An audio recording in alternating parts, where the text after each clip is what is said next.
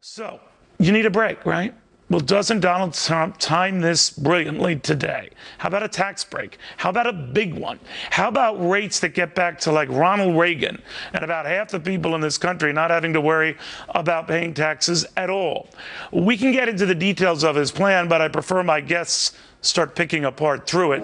Dave Maney, he does not like this plan. Larry Glazer and Fox Business Network's Jerry Willis do. So, Jerry, the first headline here is dramatically lower tax rates. Seven rates reduced essentially to 4. One starts at 0%. The highest goes to 25%. That's called a boom type of rate.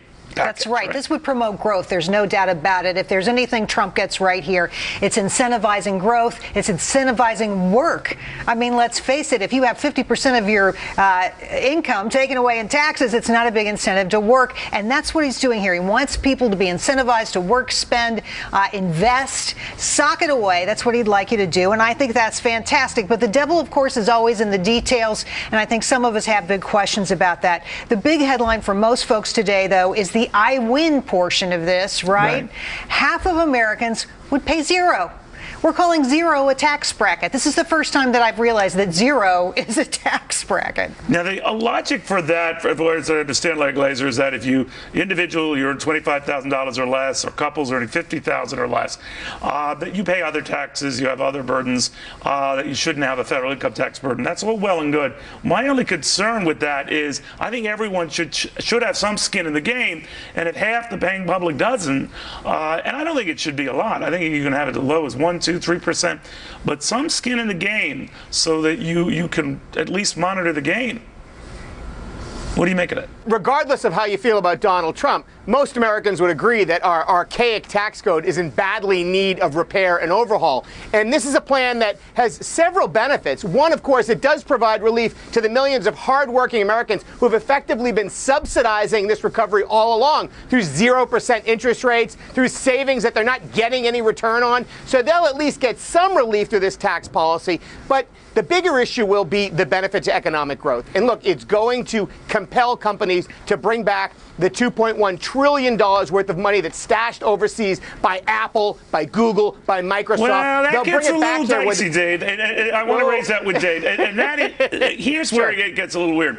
The companies that hold all this money abroad, $2 trillion worth, right? They would be incentivized to bring that back at, I think, a 10% rate, right, Jerry? Right. And that would pay for this right up front. But there are other ways you begin to wonder how he does pay for it, how much of that money would come back with a 10% tax penalty for doing that. And then, Dave, the question becomes, what about these reduced deductions for the very wealthy that haven't been spelled out today? They probably will be, but we don't have a lot of details here. What do you think? Oh, I wouldn't guess at all that they necessarily will be. I mean, it's a very Trumpian sort of plan. This is the whole plan. It's 4 pages, and that's it. And it's a narrative document. I thought that was 3 pages too many. That was 3 pages too many.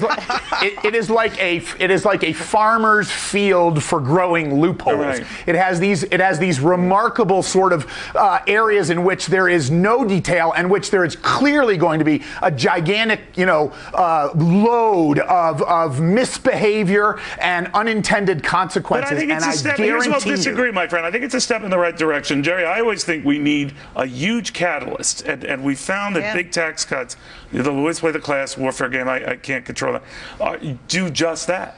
Absolutely. I mean, lower taxes will spur growth. There's no doubt about that. We've seen it happen before. And 2 other pieces of really big news in here for consumers. The death tax dies. Alternative minimum tax, AMT, dies. That's good news for regular Americans. All right, but immediately, Larry, people are going to say, all right, then sure, you're getting rid of a lot of taxes. Getting rid of quite a few. How are you making up for that? What do you say?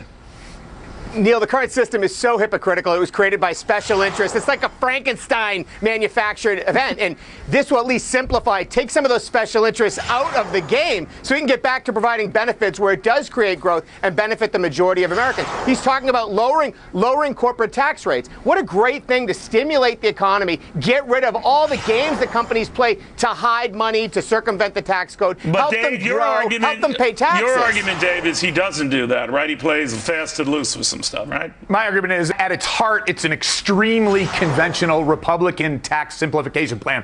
Fine. But then there's these little buried nuggets, which like the repatriation tax, like this. He's got this weird 15% tax if you're an individual income earner instead of an employee, which would cause everybody at Goldman Sachs to become an independent contractor. It's insanity. All right, well, I'll put you down as a maybe on a date. Larry, I want to thank you. Jerry, it goes without saying.